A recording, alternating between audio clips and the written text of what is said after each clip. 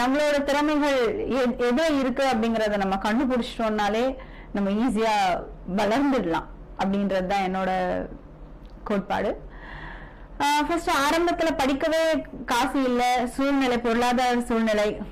நான் வந்து ஒரு பேங்கிங் செக்டார்ல ஒர்க் பண்ணேன் ஒரு 4 வருஷம். அங்க இருந்து வர ஏர்னிங்ஸ், அதுல வர சம்பளத்துல கொஞ்சம் சேர்த்து வச்சேன். அதுக்கப்புறம் டிஎட் ஸ்பெஷல் எஜுகேஷன், சிறப்பு குழந்தைகளுக்கான ஒரு படிப்பு இருந்தது மயிலாப்பூர்ல, the Clarke school for mental retardation and deaf அப்படின்னு சொல்லிட்டு. ஸோ அந்த ஸ்கூல்ல தான் நான் படித்தேன் ஃபர்ஸ்ட்.